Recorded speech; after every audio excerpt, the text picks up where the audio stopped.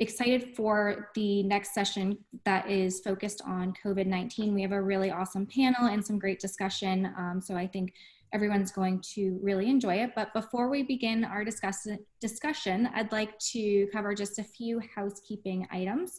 So as you're joining, you should see a quick poll question on your screen. So if you'd like to submit an answer, go ahead and do so now. Secondly, please note that the views expressed here today by the speakers are all their own and not the views of their organizations. And then last but not least, we hope that these sessions will be interactive. They have been so far today, and it's been really great. So hopefully that continues. So if you have any questions at all, please submit them right from the Zoom chat or Q&A. And to make it fun, the first 5 participants to submit a question will receive a t-shirt. So to keep it short and sweet and jump right into this discussion, because I know we have been running out of time with all of the discussion and questions, I will turn it over to Justin to get started. Terrific. Sarah, thank you so much. And thank you for everybody who's joined today. We have an absolutely awesome panel, and it's on an issue that's at the top of mind for every participant.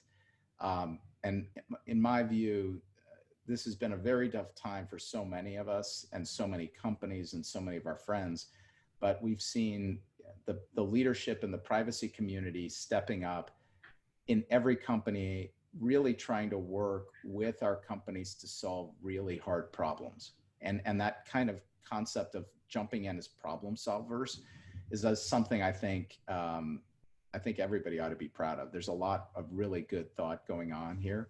So I'm going to, we have a phenomenal panel with Jules Polonetsky, Larry Samuelson, Maureen Drywason, and Jocelyn Aqua.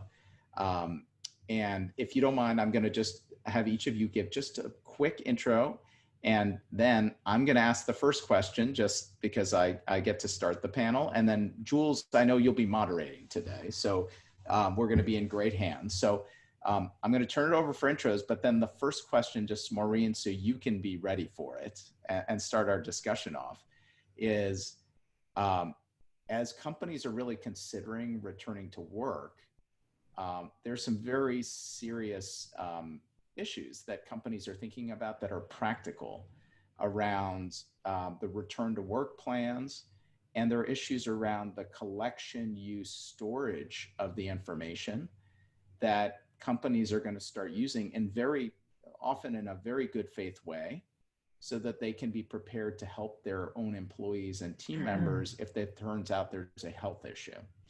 And so how do you think about the collection, use, and storage of that information? Maureen, we'll turn it over to you to start that discussion. But before we get started, why don't we go Jocelyn, Maureen, Larry, Jules on introductions to get going. Sure. Thank you so much for having me today. My name is Jocelyn Aqua. I'm a privacy partner at PwC. I come from the government. I've worked with Justin for many, many years. And I have 2 jobs right now at PwC where I help companies build out privacy programs, but I also have been working with our product teams on a lot of these very sensitive privacy issues having to do with return to work. And so I'm happy to talk about both. And Maureen Drywason, also very happy to be here and very happy to be amongst the company of the fellow panelists.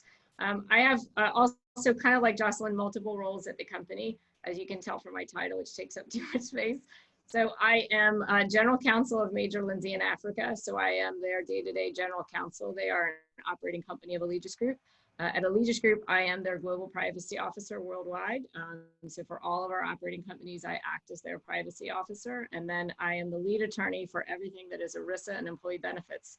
So actually everything that falls in the HIPAA space also happens to fall in my lap. So with each of those, COVID-19 has had interesting overlaps in each of those different areas. So as I help MLA as their GC get ready to return to work, or I think about the issues across all of our operating companies and how we think about how they open offices, or even as I think about our self-funded health plan, all of those issues are kind of coming to a head with the topic we're going to talk about today. So looking forward to it. Terrific, Maureen. Larry?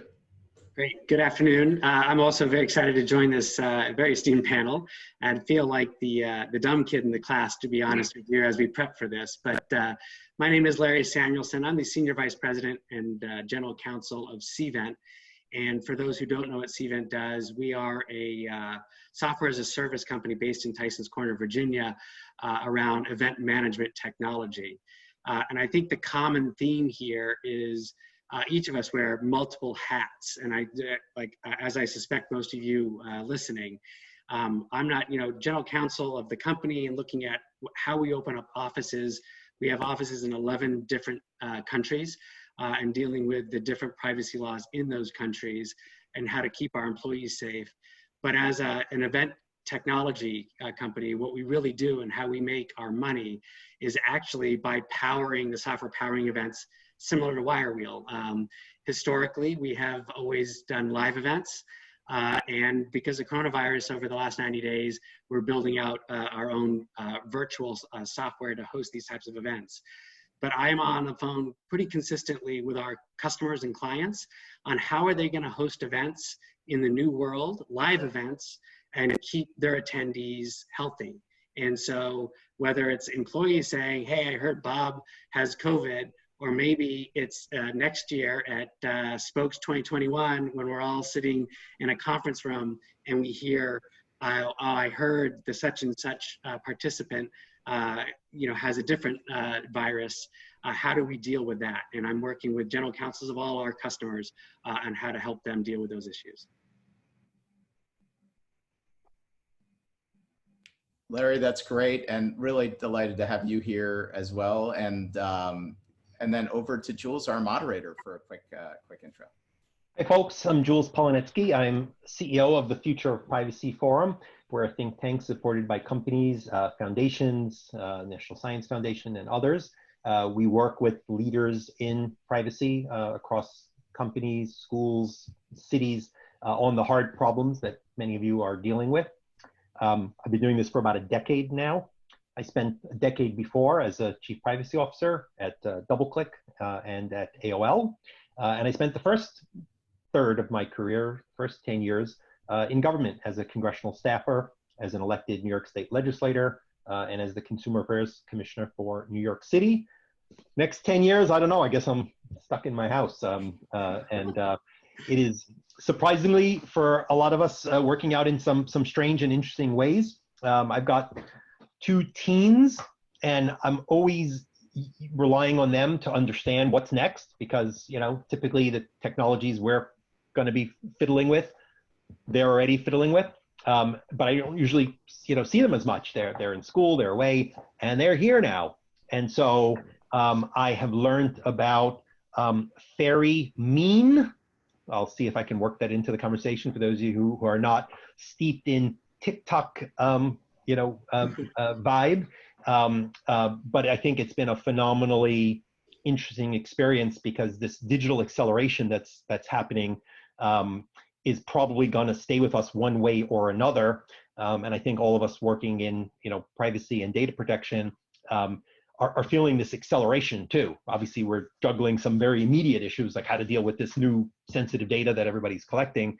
But I think we are going to have to figure out how to up our game as well and be a bit more digitally first in how we jump into these questions. So Justin, shall I perhaps start throwing out some questions and start doing a little bit of moderating? Do you want to say farewell? Sure. Or wish us luck? Thought Maureen could start with the first one, and then Jules, all you. Awesome. Maureen, take it away. All right. Well, so I think what I'd say a little bit based on the introduction is, I think when you're thinking as an employer and a GC of an employer, you're trying to balance a lot of different things, not just privacy, because that is a part of how we have to think about it. So we've got employment laws, and we have OSHA's health and safety laws that apply to, as we're thinking about how we collect this data, we have to think about it in the atmosphere of why are we collecting this data? Well, we're doing it because we are all operating under a pandemic. And there has been EEOC guidance, and there has been other guidance around what kinds of information you are allowed to collect, and the ways in which you are allowed to collect it, that have to intersect with how we think about privacy. So as we know, there is no federal overarching privacy law in the United States. There's data breach laws, and then there's obviously HIPAA, but health information in the hands of an employer isn't HIPAA, isn't PHI, and isn't covered by HIPAA. So as we start thinking about, hey, what is this going to look like? I mean, I think one of the things we're trying to think about, and we all jokingly said, I remember when we were all at home, we all said this going home thing is going to be so much easier than the going back thing. The going back to work is going to be 100 times harder than all of us figuring out how to go home. Because when we went home, we kind of all just went home quickly. We all remember that middle part of March where we just all started working remotely, and maybe we had Wi-Fi issues and we had to get used to being on camera every day when we aren't used to doing that. And we kind of got used to it. And then we all started talking about, my God, what are we gonna do? We have to go back. How do we even think about that? What about people who've gotten used to working at home? What about people who have relatives who have issues? What about people who have a predisposition to a condition that makes them more susceptible to COVID? And how do you deal with all of that? This is going to be so complicated. And then you get a new law a day as you start having all of this happen. But obviously the world's got to figure out a way to get back. And so as we've all been struggling with return to work, I will share that my own return to work situation is that I actually happen to be sitting in my office. But our workplace was declared essential, and I've been in and out of the office throughout the whole time. And we intend to open up our offices June 29th, some portions of it June 22nd. And we are coming back in a staggered approach, voluntary first, in terms of the people who will come back. But as we think about it, we as a staffing company, for those who don't know what Allegis Group does, we are in the business of putting people to work in workplaces. So we have like re-entering the workforce in spades. Because we are re-entering people not only into workplaces that we control, but to workplaces we don't control, and for which we don't get to make decisions about how they want to reopen that work site, but we are providing them with people who are employed by us, but are showing up to something other than where we control to show up to work. And we have about 100,000 plus of those in a given day that are showing up to work. All over the country. So we've had to think about this a lot. And so again, I look forward to the discussion and we'll dive in deeper kind of as we get to things. But I think the biggest thing for us is that we're trying to think about the cross section again of EEOC and employment guidance, OSHA guidance, what is the CDC saying? What is the World Health Organization saying? And then layering upon that also the privacy considerations about, well, given where I am, how do I also take into account privacy rights of individuals? And how do I make sure I'm exercising privacy best practices as I accomplish all of those other things at the same time?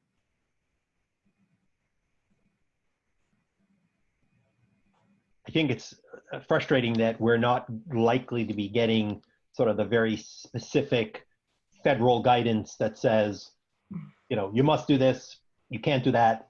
And then obviously we'd all, you know, reference that as a central point. And it just doesn't appear that that's going to happen. I've been having this discussion with some of our European colleagues, and they are getting much more, you know, guidance, and it is seen as much more of a government, you know, mandate. I spoke to one of the, you know, data protection commissioners in a European country, and you know, she was like, "Why you all you know, we see in the U.S. you're all sort of debating this. We've put out some guidance. The government is, you know, guidance. The unions have a view." And this is not, you know, as much of a sort of a drama as you're all having.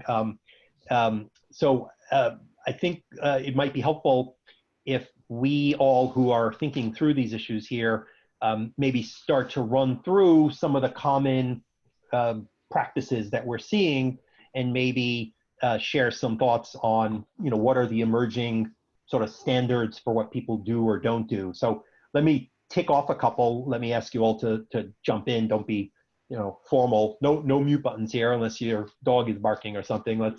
Let's jump in. So obviously, taking temperature is one that everyone is thinking about. Thermal scanning, taking temperature broadly, maybe another one that fewer, but some with, you know, large volumes of people going in and out are thinking about. Everybody seems to be doing some sort of employee survey to fill out and describe whether you've had symptoms or been in touch with, you know, people who got sick. Some are doing that very manually. Some seem to be relying on apps or other online tools. What am I missing that we should also sort of put on the table as, you know, kind of the most common workplace kind of privacy, technology, data decisions that that people are facing, and then we can maybe zip through some of them with beware, high risk, or everyone's doing this, but here's what we advise you do to minimize concerns. Any other No, pieces? I think those are the major ones. I mean, it is the data, the obligation for companies to keep their employees safe. Some people have the luxury of remoting right now and not being in the office environment, though we can't do this in perpetuity, though some companies are tech savvy and say that they're going to. But for the most part, I think starting in the early fall, people want to be back in a work environment. There are some companies now that have distribution warehouse centers, and they just have to already be back. And we have this obligation to keep our employees, our university students, everybody safe. And so having to think through how to keep people safe, and then also how to protect this information, they have to both be happening at the same time, exactly like what Maureen said. And so I work with a lot of companies who have strong privacy programs. And to me, I feel like part of this is just another way that we're having to deal with an ingestion of very sensitive data. And what processes do you already have in place that can cover this? Do you have privacy impact assessments? Do you have data use guidelines?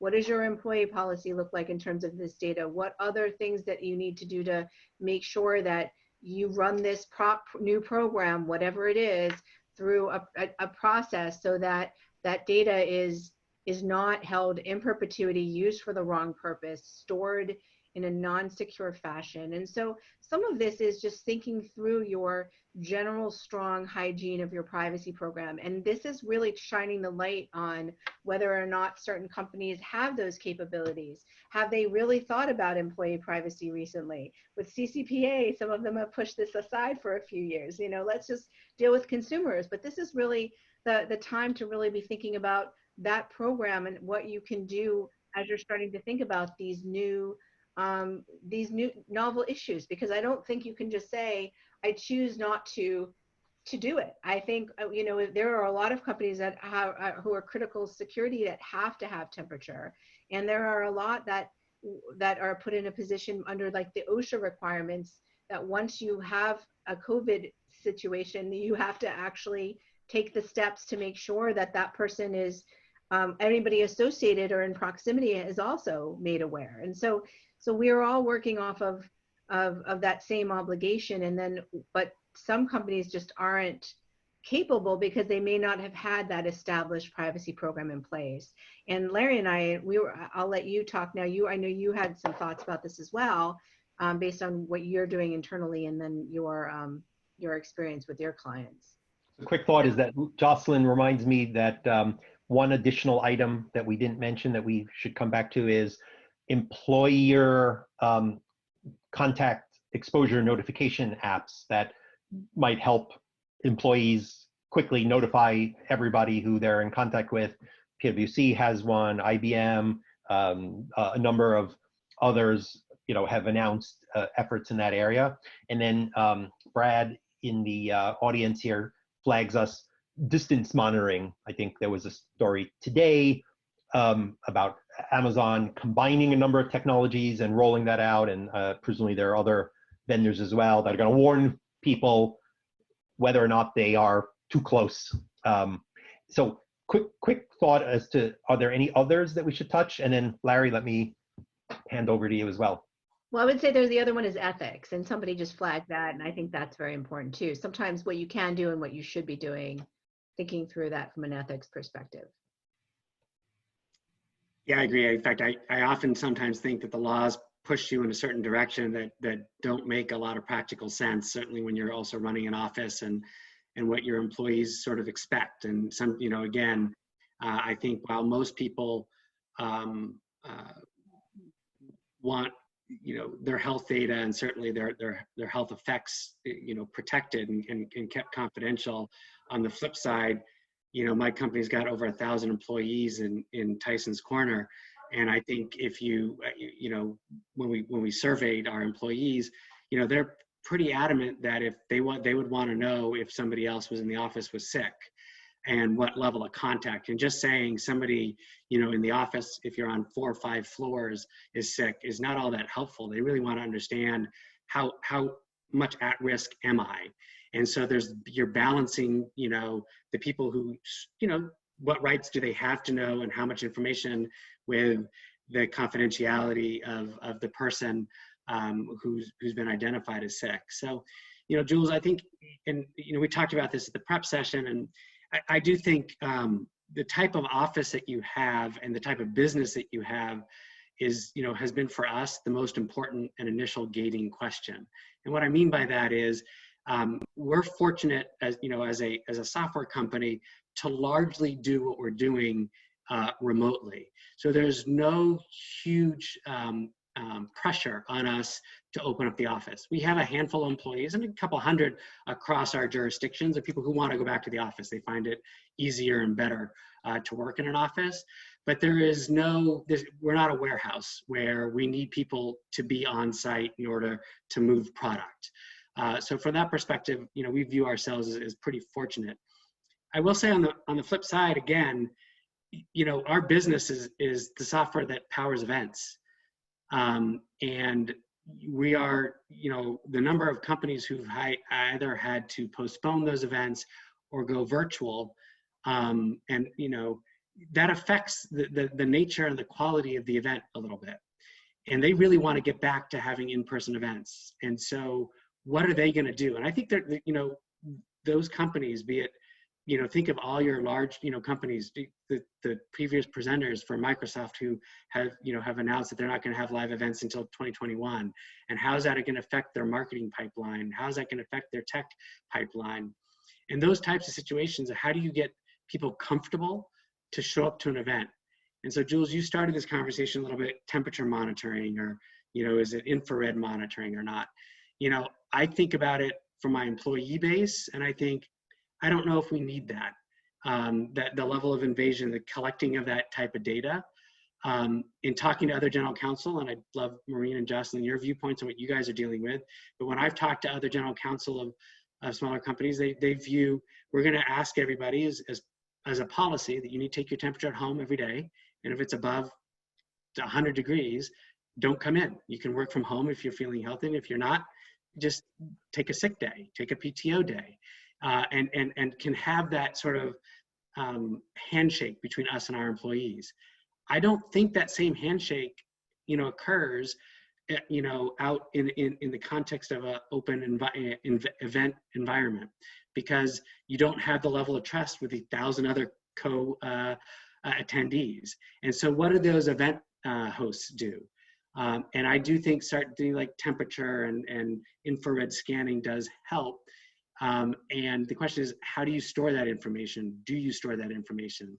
And the conversations I'm having are, how helpful is it? Jules, you show up to Spokes on Wednesday and you're fine, and you show up on Thursday and now you have a temperature that's 101. Well, when did it mean, what does that really mean on Thursday when you just shook hands or, sat in a room with thousands of people the day before? And how do we tell 1,000 people? Do we just make a general announcement? By the way, one attendee has been sent home, they were sick. These are difficult things, and I'm not sure that temperature taking is going to solve that answer. I do think that there is some level of consent, getting people understanding that, there's other things you're going to have to do that go with hygiene that people are going to have to get comfortable with at a mass level. So I want to turn to Maureen, but I think we're seeing a little distinction between the kinds of companies where people kind of never really want to come to work if they're sick, but sometimes they drag in because they're busy and they're so forth.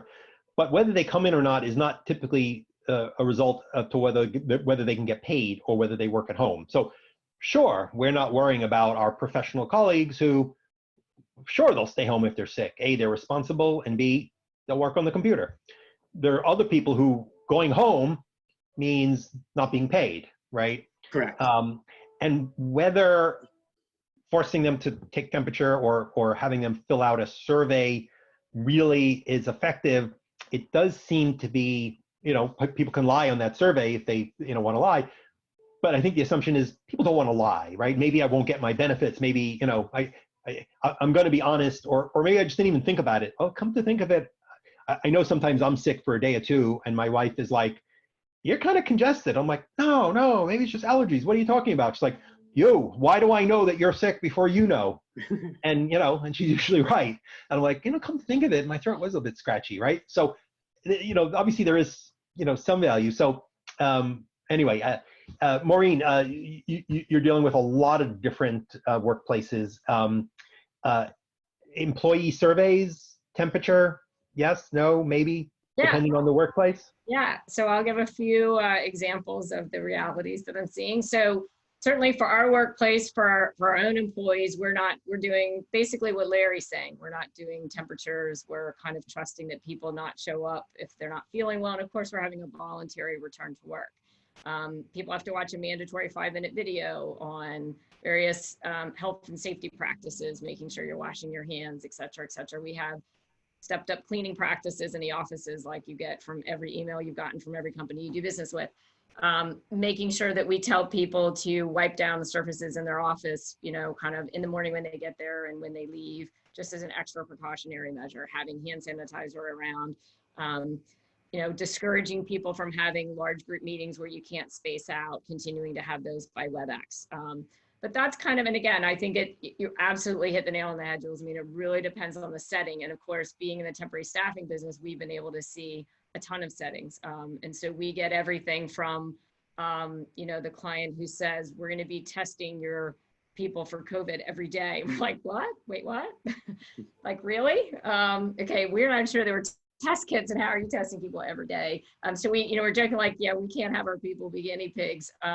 To the people who are not doing as many things. So I think the biggest thing we've learned is that no two companies are doing this the same way. And that's of course because of the absence of there being any very good guidance on exactly what you really should be doing, must be doing.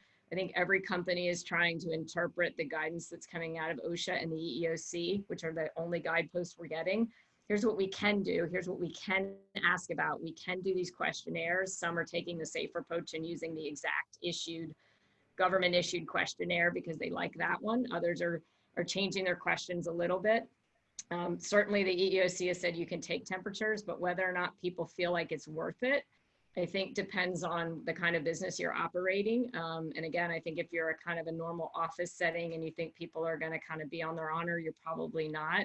But the doctor's appointments I've been going to lately, even if you're there with your child, they're taking your temperature. You can't even be a visitor in the office without them taking it. So I think it varies widely, and obviously a healthcare office has to be different than a more professional office. And so taking all of that stuff into account has to be part of your equation. So I think it's been a very detailed discussion. And for us, that means that as we think about returning temporary employees to new work sites, we've got to engage in a pretty in-depth dialogue because no two places are the same. And we share liability around workplace safety with the places that they go. So while we are the legal employer, both parties can have liability under the law for workplace safety.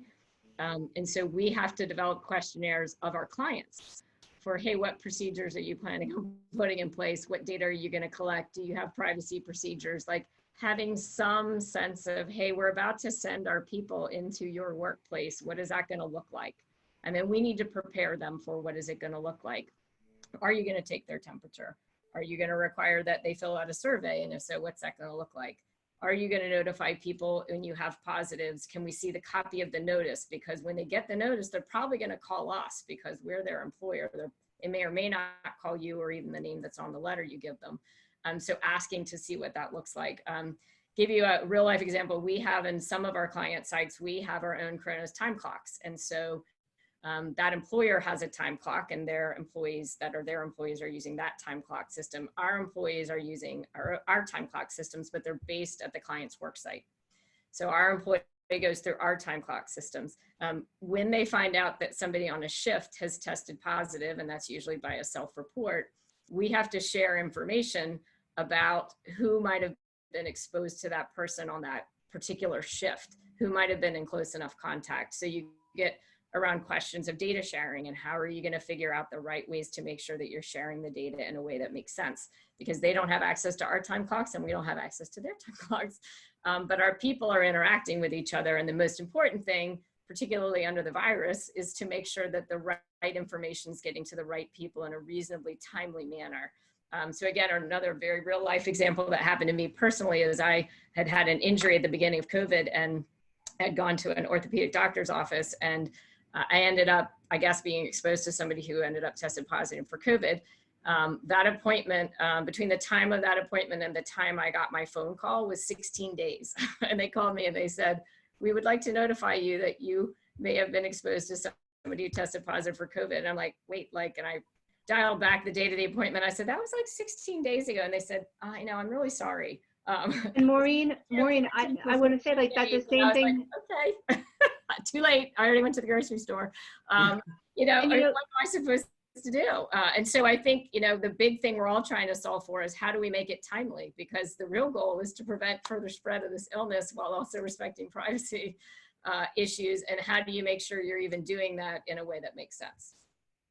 And Maureen, I was only going to add that was happening to us as well. I got that 16-day notice afterwards as well. Yeah. And in our New York office, when this was all happening, we ended up, it took hundreds of manpower hours to start doing this. And we just kept shutting down offices completely. 6,000 when there was 3 cases, because you just couldn't do it in a timely fashion, which Jules, going back to what you said, was why we were asked as the product teams at the company to figure out a way to automate that a little bit better so that you wouldn't be waiting, that 10 days. And frankly, the other part of which is a privacy concern to me was all that data that's coming in and where is that going when you're starting to figure out who talked to who was with who, how many people, and really going through all of these false directions, but amassing all that data and it taking so long. And so my team was asked to develop a way to do it, which is what they did. Now, it's a very privacy stripped down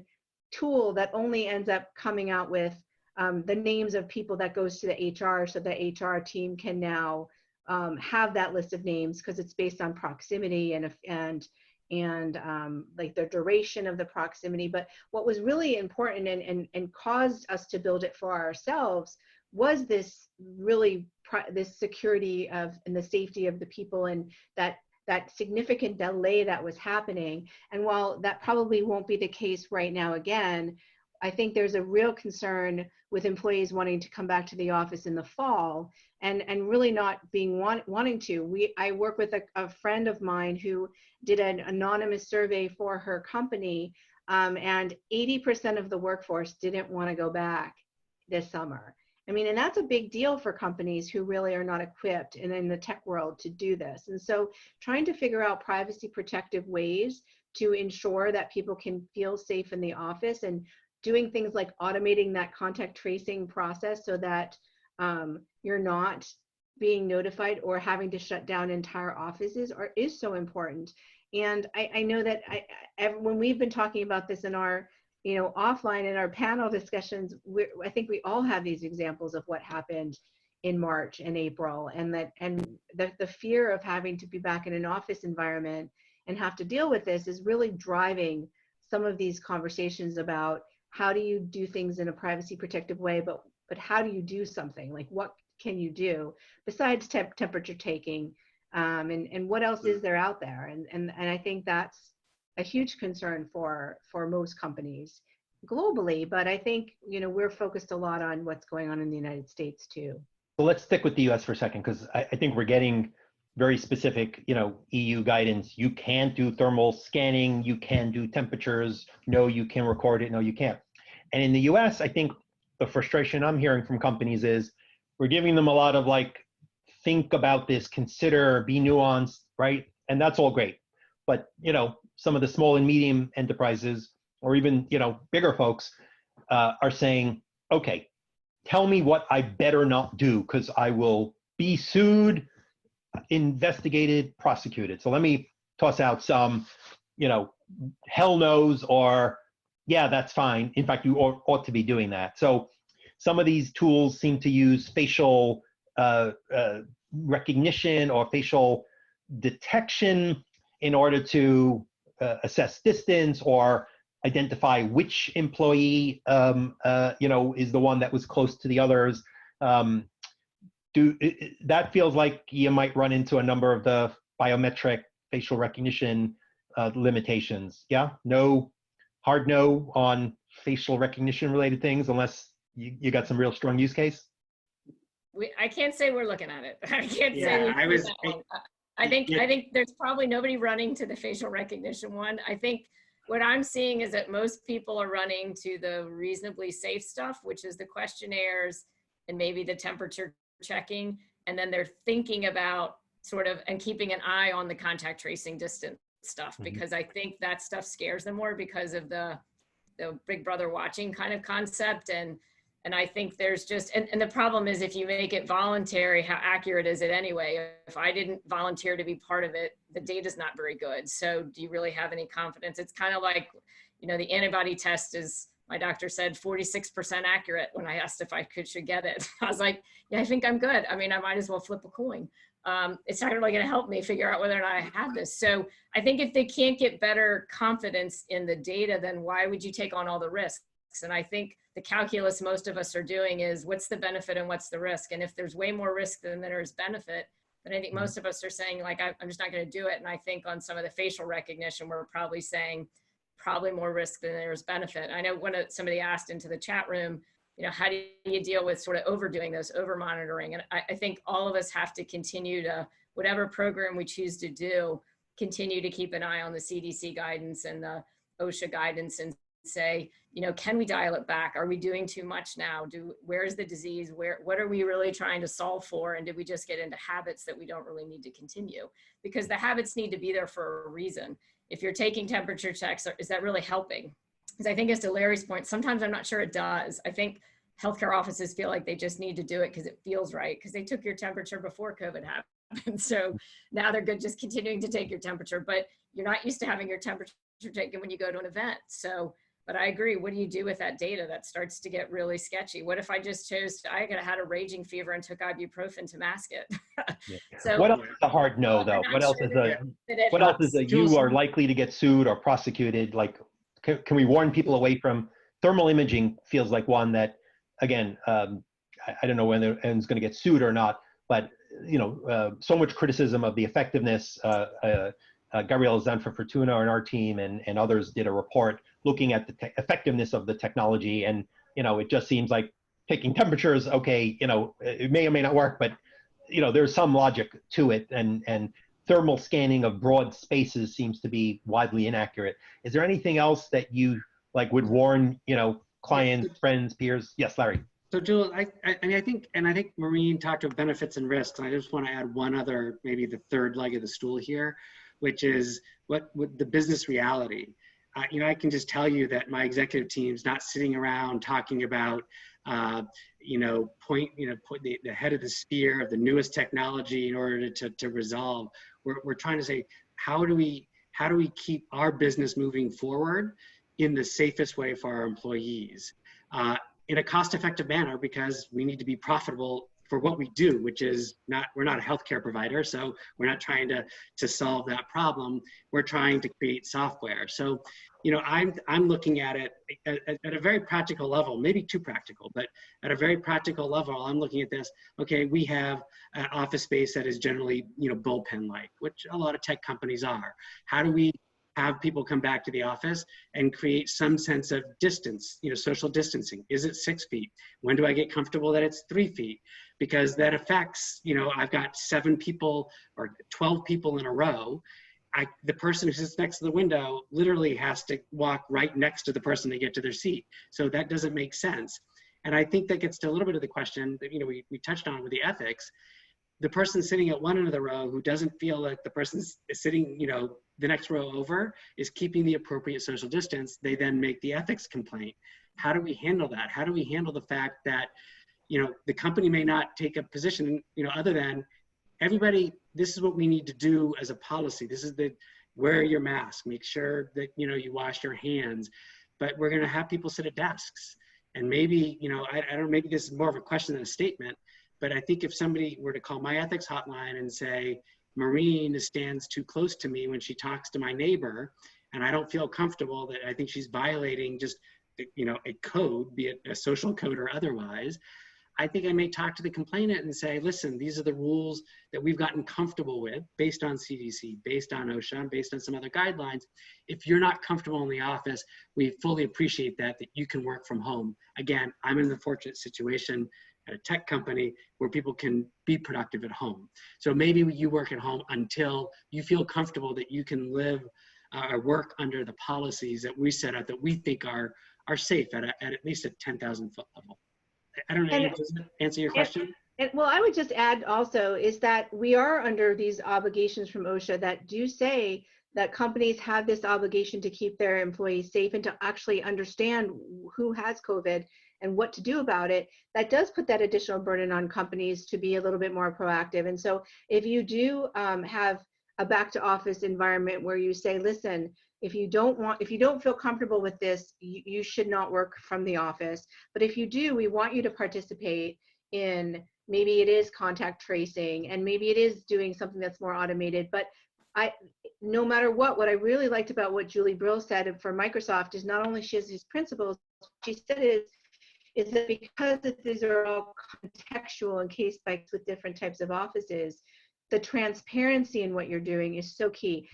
I'm just such a firm believer in that. I think we've been having internally a lot of town hall meetings where we're talking to our employees, to getting them ready to come back, hearing what their concerns are, trying to mitigate, not just having one solution, but multiple solutions and showing the type of data that's being collected, why it's being collected, what it's being used for, most certainly what it's not being used for, how long it's going to be retained, what you're going to do with it, when you're going to stop.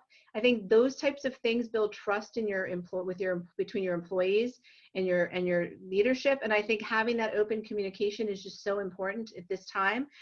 And Larry, I know you want to chime in here about that. No, I just want to add, I think you've touched on a point of trust, and it's funny because I was talking to Aon did a study, and they put out a survey to thousands of people, and only 58% of employees say they trust their employer to be transparent. Well, it's time to change that, honestly. The coin, it's time to change that. Right? So how do you change that? And I don't know. I think it's something that we certainly struggle, to have that transparency, and yet how do you increase that trust factor with all of this? I do think it's something that it's something to struggle with. Let me bring in some questions from some of the audience. Svetlana Lungarova flags to us the recent decision of the Belgian DPA, which is, I think, one that's consistent with a number of the others. There's been some initial debate about whether taking a temperature and not recording it is personal. You've seen some European experts say it is, or whether you record it or not. Some DPAs initially said that, the Dutch, but then seemed to have reversed. And now it seems like many DPAs, and this Belgian decision last week was that it doesn't constitute processing of personal data if you don't record the person's temperature and you don't record that Jules was not allowed in because he had temperature or the like. So any thoughts for those of you who are following the kind of European guidance on any of those opinions? What are we learning, or what parameters? And then I want to switch to anything under CCPA that we ought to be flagging to people because of impact of notices or anything you ought to be on. So any thoughts from anybody on the Belgian DPA decision, which laid out this distinction of you can take temperature, but you better not record, otherwise that's a processing, and then you have to go through, or any of the other guidance that they've been putting out. They also said no thermal imaging. So I mean, I look at it all the time. I'm always reading the DPA opinions. I'm always trying to glean some guidance on how we could work, because while we're not a multinational corporation, I work with a lot of multinational corporations, and they're always asking these questions. I think they're difficult decisions. I mean, we have thought about ways to, because what's happening with the thermal imaging and the companies that are using it is you have people standing in line outside of a building, just waiting to be going through that process. Think about the risk there. And then that person who's designated to be high risk, now they're pulled off to the side. Think about the privacy invasion there. So some of it was, and I understand what the Belgian DPA was saying, focused on what can you do in the privacy of your home outside of the office so that you're not, your privacy just as a human being, being subject in a public environment to some of these.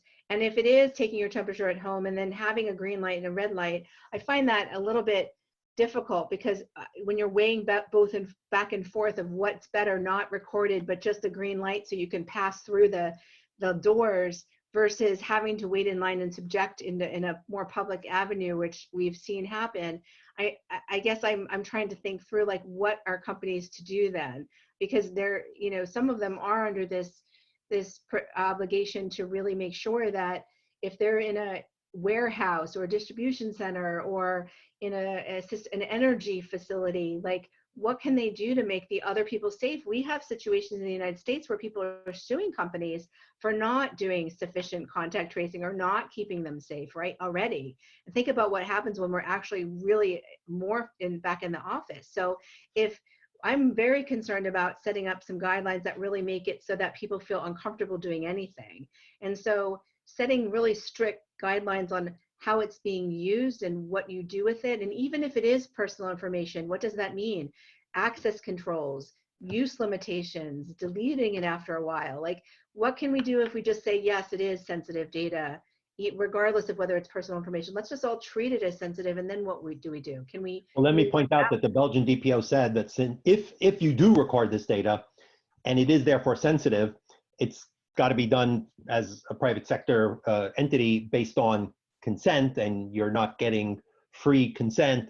And so it cannot be done unless the legislature passes a specific law. So right. I do think post this, it's going to be interesting to look back at whether GDPR sensitive data, you know, limits are suited for some of these situations, or whether there are, you know, whether there's room for broader other legal bases, you know, when clearly what you're trying to do is, you know, protect the safety of employees. What do you say to people about the value of the employer not doing the test, but it being maybe HR, maybe the vendor, maybe the building, the testing service? Is there some value from liability to keeping the test or the data out of the hands of the employer? I know one of the regulatory decisions, I think maybe it was a CNIL one, you know, didn't want the employer doing it, but if you want, you know, if you want to have the medical care provider, you know, doing it, you know, they saw that as an important distinction. Should companies kind of try to keep one tick away, you know, have someone other than the immediate management, HR, or even further afoot do it? Is there some protection to that? Well, I'll just say one thing and then I'll give it to everybody else. And that is, sometimes when you're talking about who had the percentage of trust, I think there's less trust with government access to data. And part of the benefit of having it in another place is that the lack of that concern, especially in Europe, about having centralized government access to all of this information, and perhaps having it in segregated, just certain other environments, as long as they can obey the rules. You don't want corporations taking this data, using it for nefarious purposes, and not having any guidelines to work through. I would say in the United States, we all have environments to handle in a privacy way outside that, if we don't have a federal privacy law or a COVID specific privacy law. But that said, I'm not sure what the best solution is then. I don't think maybe having a huge government body, unless we think that that's the way to protect the country from and flatten the curve. But those are all anonymous and voluntary. So I'm not sure that societal kind of benefit is really applicable in the work environment. Larry, Maureen, GDPR or CCPA impact on any of this? I assume we should remind people that this may be covered under their CCPA employee notice, and if people didn't think about this, as maybe they didn't when they did this, they probably ought to be updating their CCPA employee policy. Any other CCPA or GDPR sensitivities that you want to flag? No, I think you flagged. I mean, we do intend to modify our employee privacy notice to start thinking about, we're trying to decide whether we're going to do it as a sort of supplement add-on, kind of temporary for the pandemic, with a real specific notice about what we're doing and what we're doing with data and how long we're keeping it. I think someone posted in the chat room the question about data retention. Like all other companies, we're terrible at data retention. And so, but really having a heightened focus on how long do we really need this data, because this is really, can be sensitive data, and it really is used for such a very limited purpose. And really, can we be really smart about how this is coming in, where it's going to go, and when it gets deleted. So I think really a heightened focus on all of that and making sure that we are winding it into existing policies. We have a personal data protection policy. So really making sure that we've thought through all of that in the right ways. But again, obviously you're always balancing your risks under a GDPR, a CCPA type exposure with your risks under OSHA or fill in the blank regulatory safety measures. So all of it has risks, right? And as employers, we are constantly figuring out ways to balance those risks. And oftentimes you are between a rock and a hard place. I mean, one of my examples had always been a little different than this, but you know, as marijuana got legalized in a lot of states, but certainly not at the federal level, and you decide to have, and you've got people who are testing positive for marijuana, and then you've got something that happens in a workplace. How do you balance? They had rights. The people who they were exposed to and perhaps create an accident have rights, and which lawsuit do you prefer? So probably not the one who gets injured by the person who was smoking the marijuana. You'd probably rather get it from the person who smokes the marijuana. So it's horrible, but you are oftentimes as employer having to think about, I have an obligation to create a safe workplace. What does that look like for me? I have an obligation to at the same time balance privacy interests. How can I best do that? Knowing that I will probably likely not hit either perfectly. I will probably be a little bit off on both. And so I'm doing the very best that I can to navigate them both. And as Larry very wisely put it, taking into account costs, and I still got to operate a business, and I got to get people to show up to work, and I have to have my world make some sense, or I might as well close up my tent. And I got to be able to make money. So that's an awful lot of competing interests that somebody's trying to throw into the hopper all at once to make these very complicated decisions, but they all have some value. And I don't think you can take any one of them by themselves. You have to take all of them in the aggregate. And that's what we're forced to sort of think about all the time. But absolutely GDPR and CCPA are gonna come into play. And privacy oftentimes has a natural tension with some other things that we have to think about. And I think the biggest thing for us, at least for OSHA, is, you know, most of us if you were in a manufacturing environment, OSHA's been your world for a long time, but if you were in a normal office setting with professional workers, you didn't think a lot about OSHA. And now all of a sudden, every workplace in America has to think about OSHA.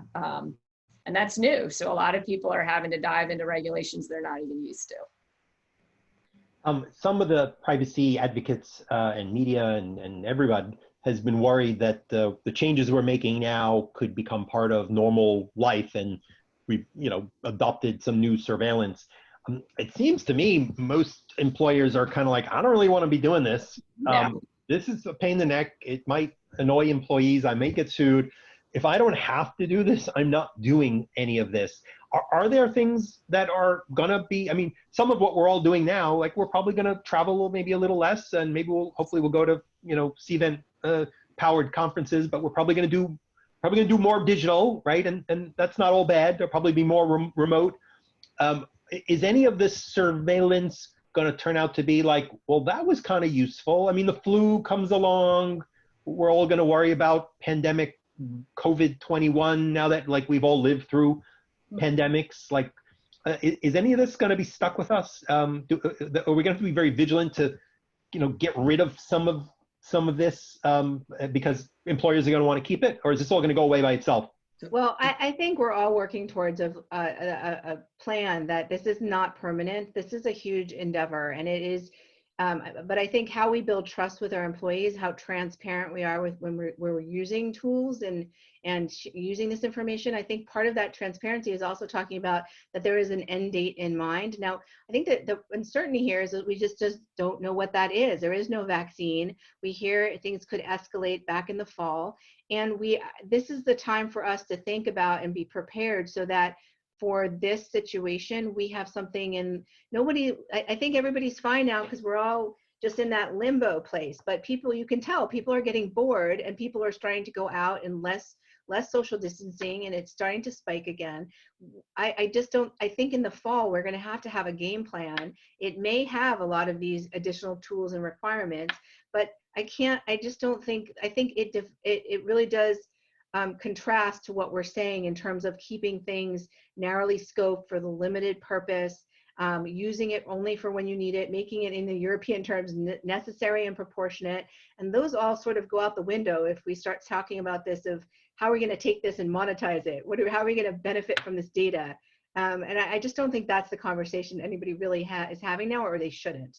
Like, this is really to solve a problem, a global problem. And maybe, yes, you're right, there'll be another pandemic, and maybe we'll be better prepared with more privacy protective guidelines in place so that we're working off of a better, and we're not swirling, as you said, Jules, like for the next one. Hopefully we learn from all the data. As Julie Brill said, this is a really nice opportunity for us to try to do the right thing with some of this data, but not also turn into a surveillance state. So I would say no. I don't think anybody on this panel is going to say that we want to do this in perpetuity. Larry, Maureen, quick final thoughts. Yeah, I was just going to add to what Jocelyn said. I mean, I don't know what COVID has changed and what the type of information that we feel we need to collect on our employees. You know, we want to know if our employees are healthy. We want to know that they can come into work and be productive. And if they're sick, whether it's the flu, which, you know, we've all gotten historically very comfortable with, it's, you know, COVID today. I think some of this with COVID it depends on, I think we're still uncertain on the incidence rates, certainly as well as the death rates in America. And as those numbers start to come into more clarity, I think that will help us get comfortable with what the risk is on an individual level. But I have yet to hear or read anything that makes me think as the employer that I need to collect more sensitive health data on my employees. I have HR professionals who are there to help my employees with any number of very sensitive, very personal health things, you know, situations. We have health insurance, we have EAPs, that's collecting far greater, at least at this moment, sensitive data than whether you had COVID or didn't. And I don't know, because of that, why I would have to go through and make humongous changes to our corporate policies. Very quick final word, Maureen. We have just a minute. Yeah, I totally agree. I think we have no intention of continuing this in perpetuity or beyond the minute we can all stop. I think that anything we're doing was very specific to this particular disease and the guidance that was coming out about it. Even what we would ask you or why we would ask you questions might be different in a different pandemic. So this was very specific to the way in which this disease spreads, how easily it spreads, and how little we understand about it to some extent. That requires us to do what we're doing. And if this weren't happening, we wouldn't be doing it. And I don't think anybody wants to do it. I think, again, we're trying to balance what is providing a safe workplace for our people in light of what health experts, which none of us in these companies are, if they're telling us these are the right things to be doing, then we're going to do them until such time as somebody tells us that that's not necessary. We are not doing it because we think it's awesome to collect all this information, or that there's some ulterior motive for what we intend to do with it. We'd like to get rid of it as soon as we can. So my final thought, everybody else, we're just helping to eradicate the disease. Super. My final thought, our European colleagues often try to remind us that we should make a distinction between privacy and data protection. Privacy meaning, you know, really having this human right to hide and be alone, and data protection, which is about using law and necessity and legitimacy to balance rights and freedoms, using the rules around data to make sure that safety and health and free speech are all balanced. And this pandemic has been a perfect example to show the morality of balancing those rights, doing what you need to do as long as you do it in a balanced and proportionate and structured way. So no, you're not losing your privacy, you're participating in this balancing of rights. Justin, Wirewall team, thank you for a great group that you have assembled and for a great conference. Yeah, Maureen, Larry, Jules, Jocelyn, it was awesome. You've hit on a lot of the issues that are on the minds of the panelists. You can see the Q&A just popping with folks with appreciation. So really thoughtful panel. Jules, it's our first, I believe, joint FPF Wirewheel spokes event. So looking forward to more of these in the future as well. So thank each of you. And for me, the team has asked me to give a quick run of show of the rest of the events today. So beginning just momentarily, there's a phenomenal panel moderated by Donna Fraser from CARU at BBB National Programs on privacy and marketing and the the team is going to look at what the world will look like in 3 years. It's just an awesome set of discussion. And then at 5 o'clock, we have our networking event. And I've been attending these, including the yoga session this morning, and it has given us a really nice way to kind of catch up with each other. It begins at 5 o'clock, where Sophie Florendo Stevens, who's from the Freshman, one of our local restaurants here in the area that's been obviously affected by COVID, and she's teaching a session on how to make a cocktail. And then we'll be breaking up into small groups for small networking sessions, so little 10-person groups. And then starting at 6 o'clock tonight, there's a whole series of small events hosted by our sponsors and other firms, where you can go to little happy hours that are at virtual restaurants around town. Like there's one at Bourbon Steak, there's one at other ones. So you'll be able to go to little Zoom rooms and little cocktail hours and actually see some of your colleagues. So I really do hope everybody joins, and I'd love to be able to see each of you later on today too, to at least say hello. But on behalf of all of us and the whole community, thank you for sharing these awesome insights, and look forward to seeing you all soon. Thank you. Thank you. Thank you. Bye.